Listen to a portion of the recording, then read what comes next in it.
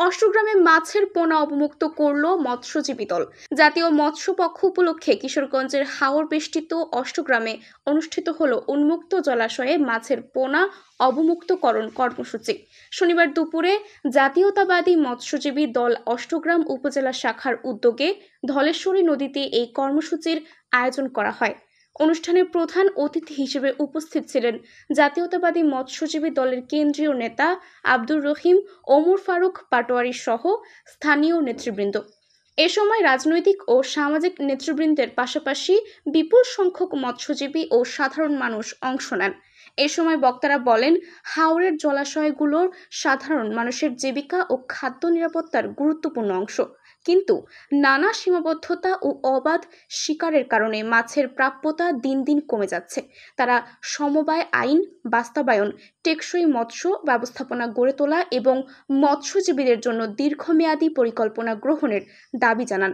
আমরা একটি সুষম নীতির মাধ্যমে বিএনপি জনগণের ভোটে যদি ইনশাআল্লাহ ক্ষমতায় আসে,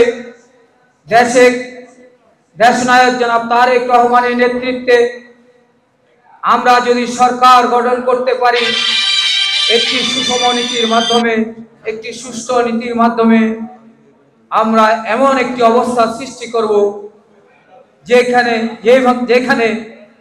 এই অবহেলিত অঞ্চল, আমি অবহেলিত অঞ্চল বলতে চাই না, ইতিমধ্যে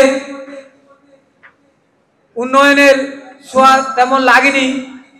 আমরা ক্ষমতা আসলে এটি সুচিন্তিত নীতির ভিত্তিতে এই অঞ্চলকে একটি শানিত, একটি গর্বিত, একটি উচ্ছ্বসিত অঞ্চল হিসাবে যেন দাঁড়াতে পারে সেই ব্যবস্থা আমরা করব। একই সাথে জলমহল, নদী নালা যেভাবে আছে, আমরা সুনির্দিষ্ট নীতি এবং নিয়মের ভিত্তিতে এমন নীতি করব যাতে করে আমার প্রকৃত মৎস্যজীবী ভাইরা যারা অক্লান্ত পরিশ্রম করে দেশ বসে অর্ধেক সময় তাদের উপকারে আসে, তাদের সাথে যোগাযোগের ভিত্তিতে, তাদের মতামতের ভিত্তিতে আমরা একটি সুষম নীতি বাস্তবায়ন করার প্রত্যাশা ব্যক্ত করছি। ইতিমধ্যে জাতীয়তাবাদী দল বিএনপি যখনই যেখানে কোনো অসুবিধার সৃষ্টি হয়েছে, সেটা সাংগঠনিক হোক কিংবা অন্য কোনো ধরনের কাজ হোক, বিএনপির সাথে সাথে সাংগঠনিক ব্যবস্থা গ্রহণ করেছে। যদি এমন কিছু ঘটে থাকে, নিশ্চয়ই বিএনপি সাংগঠনিক অবস্থা গ্রহণ করেছে কিংবা করবে। আমি আমার মৎস্যজীবী দল অষ্টগ্রাম তথা মিঠামইন, ইটনা যারা নেতৃবৃন্দ আছে, তাদের কাছে উদাত্ত আহ্বান জানাবো, আপনারা সুশৃঙ্খল থাকবেন, আপনারা সন্ত্রাস মুক্ত থাকবেন, আপনারা দখল মুক্ত থাকবেন। ইনশাআল্লাহ আমি আশা রাখি আমাদের নেতৃবৃন্দ সেই প্রত্যাশার সাথে। আপনাকে ধন্যবাদ, আপনি একটি সুন্দর প্রশ্ন করেছেন। আলোচনা শেষে রুই, কাতলা, মৃগেল ও সিলভার কার্প সহ বিভিন্ন প্রজাতির পোনা ধলেশ্বরী নদীতে অবমুক্ত করা হয়।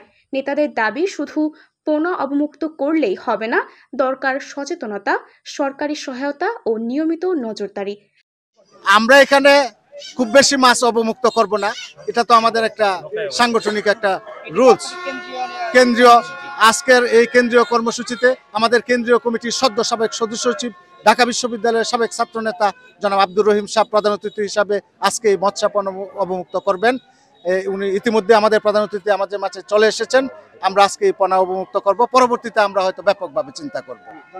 জাতীয় মৎস্য পক্ষের এই কর্মসূচি হাওরের মাছের ভান্ডার সমৃদ্ধ করার পাশাপাশি মৎস্যজীবীদের জীবিকা রক্ষায় ভূমিকা রাখবে বলে আশা প্রকাশ করেন আয়োজকরা।